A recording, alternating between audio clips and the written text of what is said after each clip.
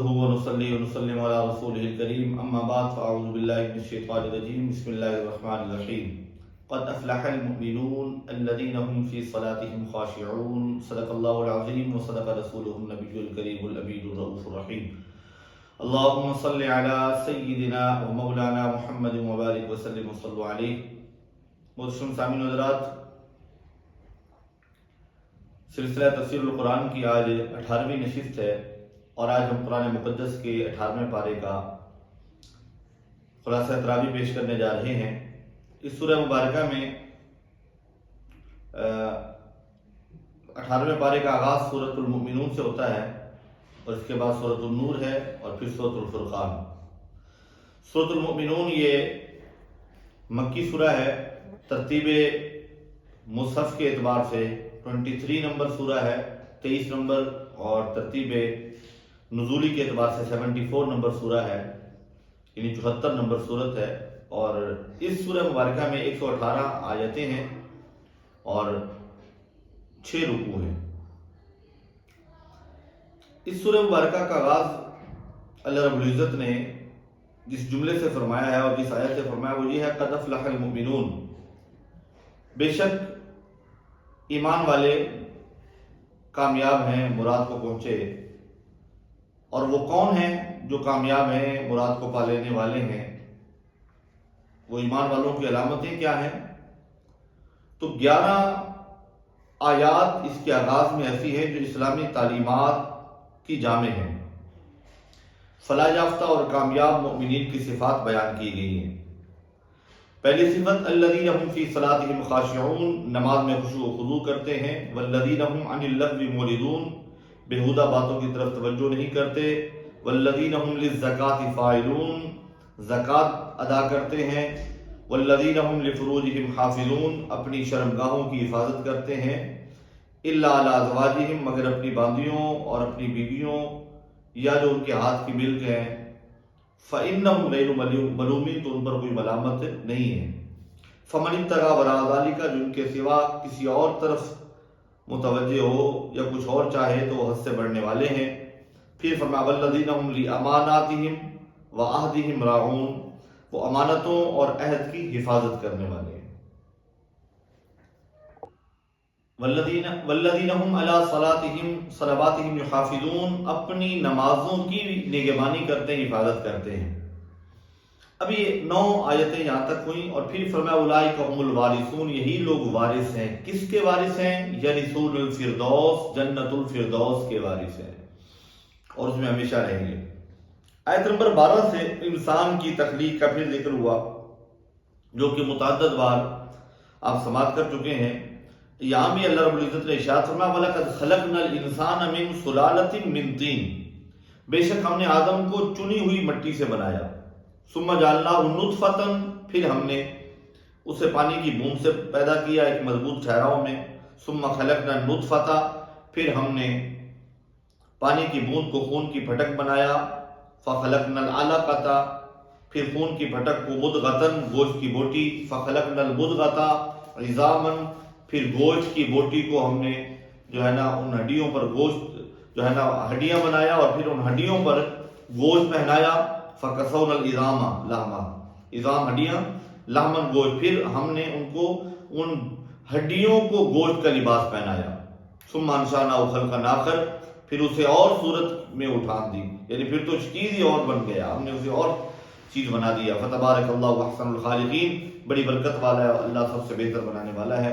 ثُمَّ إِنَّكُمْ بَعْدَ ذَلِكَ لَمَيِّتُونَ، جتنا بھی حسن و جمال ہو، جو کچھ بھی ہو، اس کے بعد تم نے مرنا ہی ہے، ضرور تم مرنے والے ہو. ثُمَّ إِنَّكُمْ يَوْمَ الْقِيَامَةِ تُبْعَثُونَ، پھر تم سب قیامت کے دن اٹھائے جاؤ گے. اس کے بعد پھر ہم نے تمہارے اوپر 7 راہیں بنائی اور ہم خلق سے بے خبر نہیں ہیں. اور ہم نے آسمان سے ایک اندازے کے مطابق پانی جو ہے نا وہ نازل فرمایا، پھر اسے زمین میں ٹھہرایا اور پھر باغات کا ذکر فرمایا. فَأَنشَأْنَا لَكُمْ بِهِ جَنَّاتٍ مِّن نَخِيلٍ، پھر ہم نے تمہارے لیے باغات پیدا کیے کھجوروں کے، انگوروں کے، ان میں تمہارے لیے بہت سے میوے ہیں جن میں سے تم کھاتے ہو. وَشَجَرَةً تَخْرُجُ مِن طُورِ سَيْنَاءَ، اور وہ پیڑ پیدا کیا جو طور سے نکلتا ہے، طور سینا سے نکلتا ہے. تنبت بالدہن، جو تیل لے کر اگتا ہے. وَصِبْغٍ لِّلْآكِلِينَ، اور کھانے والوں کے لیے جو ہے وہ سالن لے کر اٹھتا ہے۔ وَإِنَّ لَكُمْ فِي الْأَنْعَامِ لَعِبْرَةً، اب یہ اس پیڑ کا جو ذکر کیا جا رہا ہے یہ زیتون ہے، اور پھر فرمایا وَإِنَّ لَكُمْ فِي الْأَنْعَامِ لَعِبْرَةً، اور بے شک تمہارے لیے چوپائے جانوروں میں سمجھنے کا مقام ہے، ہم تمہیں پلاتے ہیں اس میں سے جو ان کے پیٹ میں ہے، یعنی دودھ وغیرہ، اور اس میں بہت سارے تمہارے فائدے ہیں۔ اور پھر کشتیاں تمہاری جو ہے نا وہ سواری کے لیے ہے، اور ان جانوروں میں کچھ تمہاری خوراک ہے اور کچھ تمہاری سواری ہے، اور کشتی بھی تمہاری سواری میں شمار ہوتی ہے، تمہاری سواری ہے جو پانی میں لے کر تمہیں چلتی ہے، یعنی خشکی بھی کے لیے جانور ہیں اور سمندروں کے لیے اور دریاؤں کے لیے کشتیاں ہیں۔ پھر جناب نوح علیہ السلام کا ذکر ہوا اور ان کی قوم کا ذکر ہوا کہ انہوں نے اپنی قوم سے کہا اللہ کی عبادت کرو، اور پھر انہوں نے سرکشی کی اور نہیں مانا، پھر حکم ہوا کشتی بنا لیں، کشتی بنائی انہوں نے، پھر اللہ کا جب عذاب آیا تو ان کے ماننے والے کشتی میں سوار ہو گئے۔ اللہ کے نبی نے جب دیکھا کہ ماننے والے کشتی پر سوار ہو گئے اور باقی غرق ہو گئے تو فَقُلِ الْحَمْدُ لِلَّهِ الَّذِي نَجَّانَا مِنَ الْقَوْمِ الظَّالِمِينَ، تو فرمایا آپ کہیے کہ تمام تعریفیں اس اللہ کی ہیں جس نے ہمیں ظالموں سے نجات عطا فرمائی ہے، اور یہ دعا کریں ربی انزلنی منزلا مبارکا وانت خیر المنزلین، اے میرے رب مجھے برکت والی جگہ اتار اور تو سب سے بہتر اتارنے والا ہے۔ اور پھر قوم کی سرکشی کا ذکر کہ انہوں نے کیسے سرکشی کی اور کیسے نافرمانی کرتے رہے، اور پھر اس کے بعد بیان وَلَئِنْ أَطَعْتُمْ بَشَرًا مِثْلَكُمْ إِنَّكُمْ إِذًا لَخَاسِرُونَ، کافروں کا یہ کہا جا رہا ہے کہ مشرکین ایک دوسرے کو یہ کہتے تھے اور پھر آ کے مسلمانوں کو یہ کہتے تھے کہ تم اپنے جیسے آدمی کی جو ہے نا وہ اطاعت کرتے ہو، تم تو گھاٹے میں ہو۔ أَيَعِدُكُمْ أَنَّكُمْ إِذَا مِتُّمْ، کیا تمہیں وہ یہ وعدہ دیتا ہے کہ جب تم مر جاؤ گے اور مٹی اور ہڈیاں ہو جاؤ گے اس کے بعد پھر تم نکالے جاؤ گے؟ ہیہات لما توعدون، کتنی دور ہے جس کا تم سے وعدہ کیا جا رہا ہے۔ تو یہ بعد الموت کا وہ انکار کرتے تھے، اور اللہ رب العزت نے ان کے جواب میں فرمایا فَأَخَذَتْهُمُ الصَّيْحَةُ، انہیں آ لیا ایک سچی چنگاڑ نے، تو فَجَعَلْنَاهُمْ غُثَاءً، تو ہم نے انہیں گھاس اور کوڑا کر دیا، کوڑا کرکٹ بنا دیا۔ فَبُعْدًا لِلْقَوْمِ الظَّالِمِينَ، تو دور ہو ظالم لوگ۔ ثُمَّ أَنشَأْنَا مِن بَعْدِهِمْ قُرُونًا آخَرِينَ، ان کے بعد ہم نے اور قومیں پیدا فرمائیں۔ اللہ اکبر۔ تو پتہ چلا جب کوئی قومیں اللہ کے نبی کو جھٹلاتی تھی تو اللہ تعالیٰ کا عذاب آ جاتا تھا۔ پھر جناب موسیٰ علیہ السلام اور ان کے بھائی جناب ہارون علیہ السلام کا ذکر ہوا کہ انہوں نے بھی فرعون اور اس کے درباریوں کو جا کر تبلیغ فرمائی۔ پھر فرمایا یا ایھا الرسل کلوا من الطیبات واعملوا صالحا، اے پیغمبروں پاکیزہ چیزیں کھاؤ اور نیک اعمال کرو، انی بما تعملون علیم، میں تمہارے تمام اعمال کو جانتا ہوں۔ اور پھر یہ جو ہے وہ اس رکوع میں یہ آیات مقدسہ بھی آئیں کہ ان الذین هم من خشیۃ ربهم مشفقون، بے شک وہ جو اپنے رب کے ڈر سے سہمے ہوئے ہیں، والذین هم بآیات ربهم یؤمنون، اور جو اپنے رب کی آیتوں پر ایمان لاتے ہیں، والذین هم بربهم لا یشرکون، اور وہ جو اپنے رب کا کوئی شریک نہیں ٹھہراتے، والذین یؤتون ما آتوا وقلوبهم وجلۃ انہم الی ربهم راجعون، اور وہ جو دیتے ہیں جو کچھ بھی دیں تو ان کے دل ڈر رہے ہوں یوں کہ اپنے رب کی طرف دوبارہ لوٹ کر جانا ہے، اور یہ بھلائیوں میں جلدی کرنے والے ہیں، وَهُمْ لَهَا سَابِقُونَ، اور یہی سب سے پہلے انہیں پہنچے گے نیکیوں کو اور بھلائیوں کو۔ اچھا، اور اس کے بعد پھر اللہ رب العزت نے ارشاد فرمایا وَإِنَّ الَّذِينَ لَا يُؤْمِنُونَ بِالْآخِرَةِ، اور جو لوگ آخرت پر ایمان نہیں لاتے ضرور سیدھی راہ سے عَنِ الصِّرَاطِ لَنَاكِبُونَ، کترائے ہوئے ہیں اور بھٹکے ہوئے ہیں۔ اس کے ساتھ ہی پھر آگے خالق کائنات نے کفار کے جو انکار تھے اور ان کا جو اعتراضات تھے ان کے بارے میں ایک ایک چیز کو باری باری بیان فرمایا اللہ رب العزت وہی ہے جس نے تمہیں زمین میں پھیلایا، اسی کی طرف تمہیں اٹھنا ہے۔ والذی انشا، جس نے تمہیں پیدا فرمایا، جس نے تمہیں کان اور آنکھیں عطا فرمائی، اور جس نے تمہیں دل عطا فرمایا۔ پھر اس سے آگے فرمایا بلکہ وہ بولے کیا جب ہم مر جائیں گے اور مٹی اور ہڈیاں ہو جائیں گے تو پھر نکالے جائیں گے؟ لقد وعدنا نحن وآباؤنا، بے شک یہ وعدہ ہم کو اور ہم سے پہلے ہمارے باپ دادا کو بھی دیا گیا تھا، یہ تو نہیں مگر وہی پہلی باتیں اور پہلی داستانیں اساطیر الاولین۔ قل لمن الارض، آواز قدرت آئی اے محبوب ان سے کہو کس کا مال ہے زمین میں اور جو کچھ اس میں ہے اگر تم جانتے ہو۔ اب کہیں گے اللہ کا ہے، سیقولون للہ، تو فرمایا قل افلا تذکرون، تو انہیں فرماؤ کیا تم سوچتے نہیں ہو؟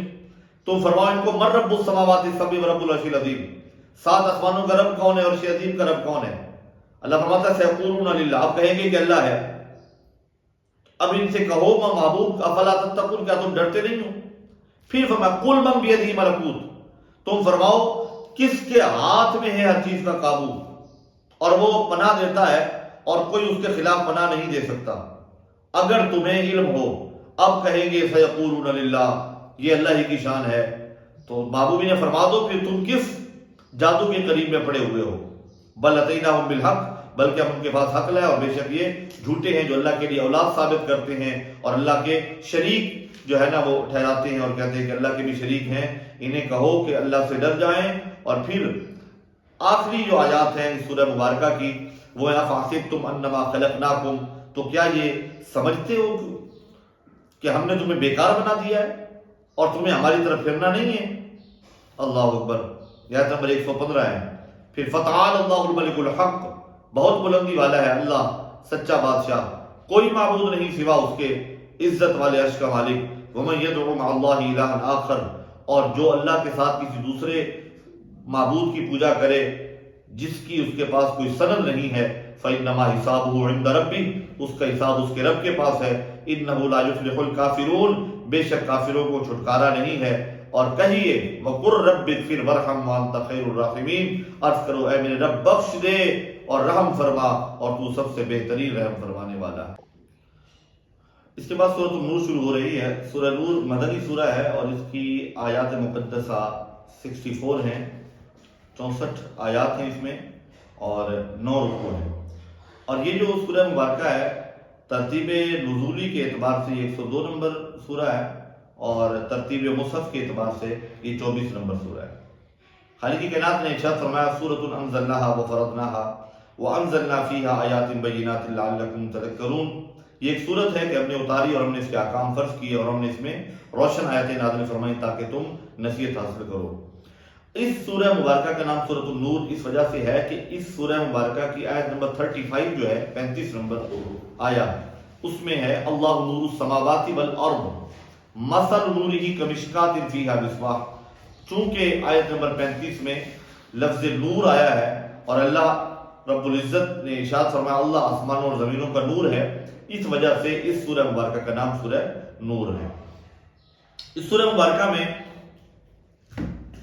زنا کی حد بیان کی گئی ہے، اس کے علاوہ مشرکین سے نکاح کی ممانعت، حد قذف، لعان، منافقین کی سیدہ عائشہ صدیقہ رضی اللہ تعالی عنہا پر لگائی گئی تہمت کا جواب، اپنے اور پرائے گھروں میں داخل ہونے کے حوالے سے آداب اور اخلاقیات، پردے کے متعلق احکامات اور نکاح کے احکام، بارگاہ مصطفی کے آداب اور اللہ تعالیٰ کی وحدانیت کا بیان ہے۔ سورہ نور میں اللہ تعالیٰ نے خانگی اور معاشرتی احکام کو بڑی ڈیٹیل کے ساتھ بیان فرمایا۔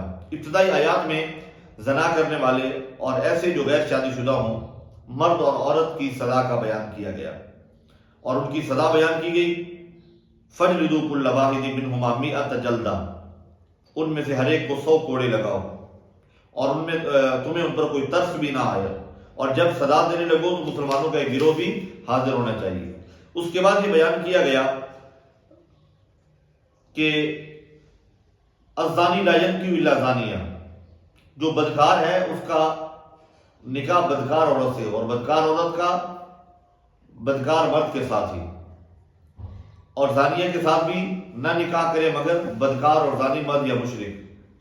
اور پھر اس کے بعد فرمایا والذین یرمون المحصنات، وہ لوگ جو پارسا عورتوں پر، بے گناہ عورتوں پر، پاک دامن مومنہ عورتوں پر تہمت لگاتے ہیں اور پھر اس پر گواہ نہیں لا سکتے تو انہیں 80 کوڑے لگاؤ، اسے حد قذف کہتے ہیں، اور ان کی دائمی طور پر کبھی کوئی گواہی بھی نہیں مانی جائے گی۔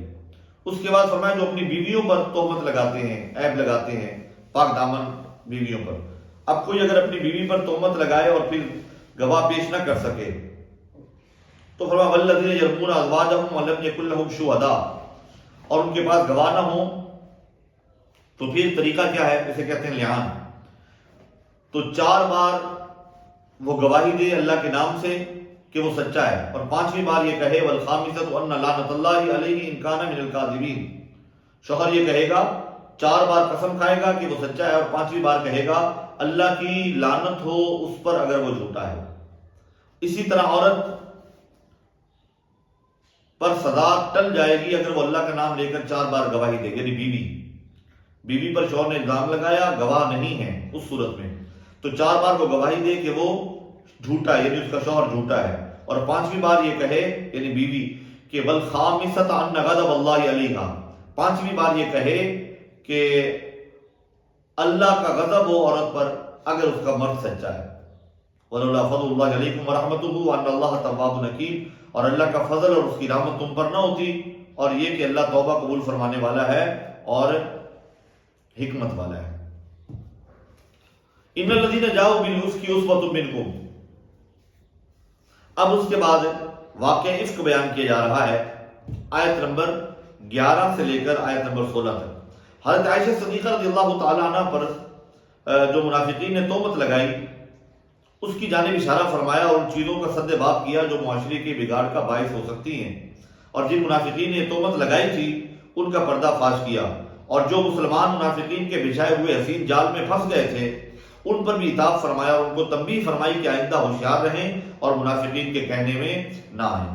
منافق مسلمانوں کی عزت اور ناموس کو برباد کرنے کے درپے ہیں، اس لیے مسلمانوں کو یہ جائز نہیں ہے کہ وہ سنی سرائی بات کو آگے بڑھا دیں اور پھیلا دیں، بلکہ مومن مردوں اور مومن عورتوں کو اپنوں کے متعلق نیک گمان کرنا چاہیے، بدگمانی نہیں کرنی چاہیے۔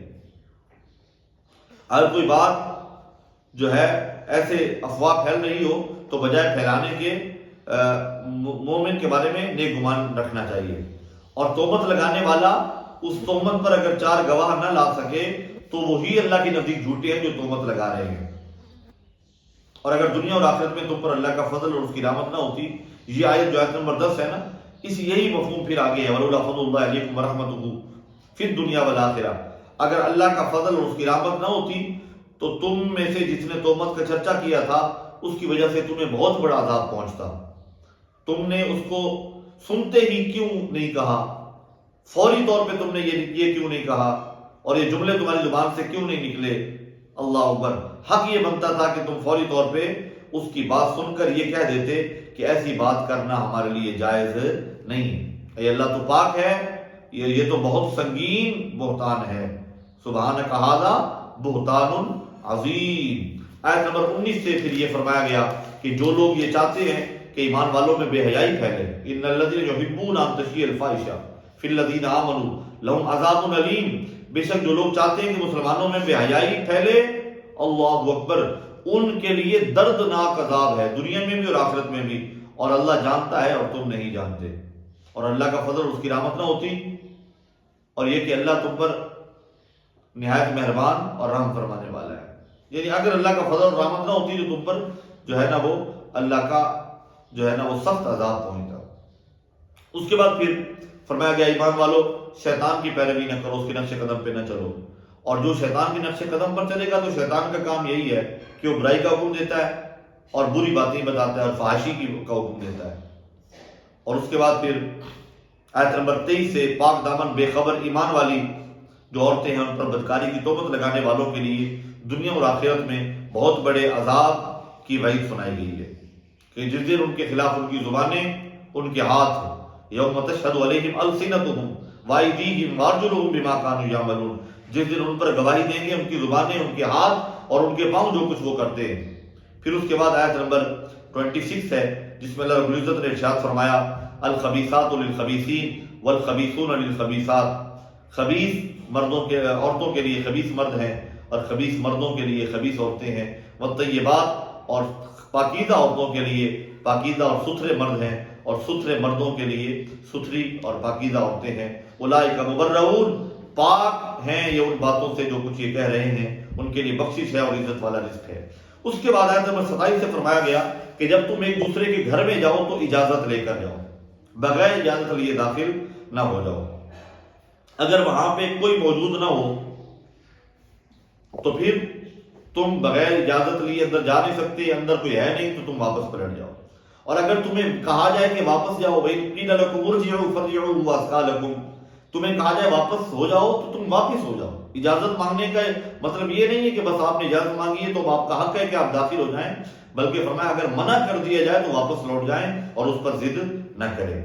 لیس علیکم جناح ان تدخلوا بیوتا، ہاں ایسے کوئی گھر ہیں جن میں کوئی سکونت پذیر نہیں ہے، تو اس بارے میں یہ ہے کہ اس میں مسلمانوں کا، مومنوں کے برتنے کا بھی کچھ ہے، یعنی پبلک پلیسز ہیں یا کوئی ایسی جگہ ہے جہاں پہ رہائش نہیں ہے لیکن لوگوں کے وہاں پہ کچھ فوائد کی چیزیں ہیں، وہاں لوگوں کو آنا جانا ہوتا ہے، تو وہاں بغیر اجازت لیے بھی جا سکتے ہیں۔ پبلک پلیسز پہ اجازت نہیں لی جائے گی۔ پھر فرمایا گیا آیت نمبر 30 میں کہ مومن مسلمان مردوں کو حکم دیا گیا کہ اپنی نگاہیں نیچی رکھیں اور اپنی شرمگاہوں کی حفاظت کریں، ذالک ازکی لہم، یہ ان کے لیے بہت ستھرا ہے اور بے شک اللہ کو ان کے سب کاموں کی خبر ہے۔ اور مسلمان عورتوں کو حکم دیا گیا کہ اپنی نگاہیں نیچی رکھیں، وَقُلْ لِلْمُؤْمِنَاتِ يَغْضُضْنَ مِنْ أَبْصَارِهِنَّ، کہ وہ بھی اپنی نگاہیں نیچی رکھیں اور اپنی عصمت کی حفاظت کریں، اپنی شرمگاہوں کی حفاظت کریں۔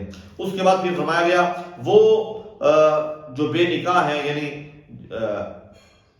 جو نکاح جن کے نہیں ہوئے، اب یہ دونوں ہو سکتے ہیں، بیوائیں بھی ہو سکتی ہیں اور وہ بے نکاح بھی ہو سکتے ہیں جن کی شادی نہیں ہوئی ہے، ان کے لیے فرمایا گیا کہ تم اپنے بے نکاح مردوں اور عورتوں کا نکاح کر دو اور اپنے باصلاحیت غلاموں اور باندیوں کا بھی، ان یکونوا فقراء۔ اب یہ بہت بڑا ایک میسیج ہے، قرآن یہ کہہ رہا ہے کہ اگر وہ فقیر ہیں تو اللہ غنی کر دے گا اپنے فضل کے سبب۔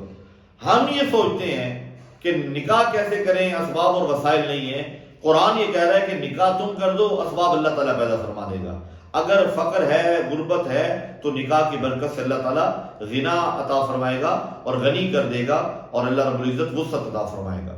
اور چاہیے کہ بچی رہیں، وَلْيَسْتَعْفِفِ الَّذِينَ لَا يَجِدُونَ نِكَاحًا، اور فرمایا آیت نمبر 33 میں فرمایا مکاتبت کی جو خواہش رکھنے والے ہیں۔ مکاتب وہ ہوتا ہے جسے مالک کہہ دے کہ اتنی رقم تم دے دو تو تم آزاد ہو، تو پھر فرمایا جو مکاتبت کی خواہش رکھنے والے غلام ہیں ان سے معاملہ کرنے کا بیان ہے۔ اس کے بعد لونڈیوں کو بدکاری پر مجبور کرنے کی ممانعت کا بیان ہے۔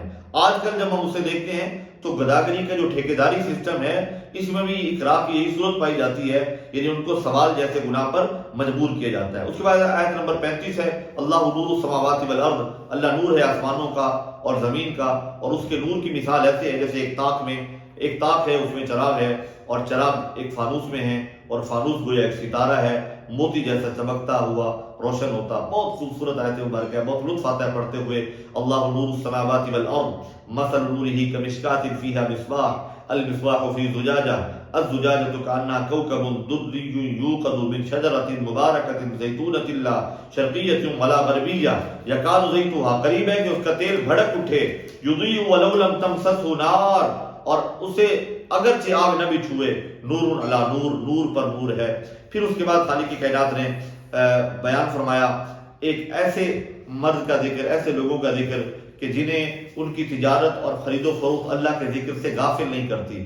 رجال اللہ تلہیہم تجارت ولا بیع عن ذکر اللہ، وہ لوگ جنہیں غافل نہیں کرتا خرید و فروخت کرنا اللہ کے ذکر سے اور نماز قائم کرنے سے اور زکوٰۃ ادا کرنے سے۔ اب یہی اس کے بعد پھر یہ ہے کہ اجازت لینا اپنے ہی گھر میں، کس سے؟ ایسے اوقات میں کہ جو ایسے جو ہے نا اوقات ہیں جو سونے کے اوقات ہیں، ان میں اپنے گھر میں بھی یعنی اگر جانا ہے تو اجازت لے کر جانا ہے۔ وہ کیسے ہے؟ یعنی گھر میں جو کام کرنے والے ہوتے ہیں یا بچے ہیں جو سمجھ بوجھ کی عمر کو پہنچے ہوئے ہیں، تو ان کے بارے میں قرآن یہ کہہ رہا ہے کہ وہ جب جائیں تو اجازت لیں۔ یا ایھا الذین آمنوا لیستأذنکم الذین ملکت ایمانکم، اے ایمان والو چاہیے کہ تم سے اذن لیں تمہارے غلام اور وہ جو تم میں بھی جوانی کو نہیں پہنچے۔ 3 اوقات میں، یعنی اپنے گھر ہے وہیں پہ ملازمت کر رہے ہیں یا اپنے گھر کے بچے ہیں اور چھوٹے ہیں، تو 3 اوقات میں، کب؟ من قبل صلاۃ الفجر، فجر کی نماز سے پہلے کسی کے روم میں بغیر اجازت نہیں جائیں گے۔ وحین تضعون ثیابکم من الظہیرہ، اور جب تم اپنے اضافی کپڑے اتار رکھتے ہو دوپہر کے وقت میں، یعنی دوپہر کو جب قیلولہ کیا جاتا ہے۔ ومن بعد صلاۃ العشاء، اور نماز عشاء کے وقت۔ یہ 3 وقت تمہاری جو ہے نا وہ پردے کے وقت ہیں، ثلاث عورات۔ اور پھر اس کے بعد فرمایا جب تم میں لڑکے جوانی کو پہنچ جائیں، وَإِذَا بَلَغَ الْأَطْفَالَ فَلْيَسْتَأْذِنُوا، تو انہیں بھی چاہیے کہ وہ اجازت مانگیں۔ اور بَالْقَوَائِدُ مِنَ النِّسَاءِ اللَّاتِي، اور بوڑھی خارنشین عورتیں جنہیں نکاح کی آرزو نہیں ہے، ان پر بھی کچھ گناہ نہیں ہے کہ وہ اپنے اضافی جو ہے نا وہ یعنی اگر اب بڑھاپا اس قدر ہے کہ اب وہ نقاب کر کے چلنا اور بہت زیادہ پردہ کر کے جانا ان کے لیے ممکن نہیں ہے، مشکل ہے، تو انہیں چاہیے کہ انہیں رخصت ہے لیکن پھر بھی وہ بناؤ سنگھار نہ کریں، اور اس سے بھی بچنا ان کے لیے بہتر ہے، اور اللہ دیکھنے والا ہے اور جاننے والا ہے اور سننے والا ہے۔ اور اس کے بعد سورۃ الفرقان ہے، یہ مکی سورہ ہے جو ترتیب نزولی کے اعتبار سے 42 نمبر سورہ ہے، اور ترتیب مصحفی کے اعتبار سے یہ 25 نمبر سورہ ہے۔ اس میں 77 آیات ہیں اور 6 رکوع ہیں، اور اس کا آغاز جو ہوتا ہے تبارک الذی نزل الفرقان علی عبدہ لیکون للعالمین نذیرا، بڑی برکت والا ہے وہ کہ جس نے اتارا قرآن اپنے بندے پر جو سارے جہان کو ڈر سنانے والا ہو، اور پھر اسی کے لیے آسمان اور زمین کی بادشاہت ہے، اور اس کی کوئی اولاد نہیں ہے، وہ لم یلد ولم یولد شان والا ہے، ولم یتخذ ولدا، یہ الفاظ ہیں۔ اور پھر فرمایا ان لوگوں نے، مشرکین نے جو اعتراض کیا، مالی ھذا رسول، یہ رسول کو کیا ہوا ہے کہ وہ کھانا کھاتے ہیں اور بازاروں میں چلتے ہیں، لولا انزل الیہ ملک فیکون معہ نذیرا، ایسا کیوں نہ ہوا کہ ان کے ساتھ کوئی فرشتہ ہوتا جو ان کے ساتھ اترتا اور ان کے ساتھ ڈر سناتا ہوا جاتا۔ اور پھر اس کے جواب میں قرآن کہہ رہا ہے، اللہ نے ارشاد فرمایا وما ارسلنا قبلک من المرسلین، ہم نے تم سے پہلے جتنے بھی رسول بھیجے ہیں سب ایسے ہی تھے، لیاکلون الطعام، وہ کھانا کھاتے تھے، یمشون فی الاسواق، بازاروں میں چلتے تھے، اور ہم نے ایک کو دوسرے کی جانچ کیا، اتصبرون، اے لوگوں کیا تم صبر کرو گے، اور وکان ربک بصیرا، اور اے محبوب تمہارا رب دیکھتا ہے۔ یہ آیت نمبر فرقان کی آیت نمبر سورہ فرقان کی آیت نمبر 20 کے ساتھ ہی 18ویں پارے کا اختتام ہو رہا ہے۔ انشاءاللہ 19ویں پارے کے خلاصہ تراویح کے ساتھ دوبارہ ملاقات ہوگی۔ اللہ تعالیٰ میں قرآن کا فہم نصیب فرمائے، آمین ثم آمین، وآخر دعوایا ان الحمد للہ رب العالمین۔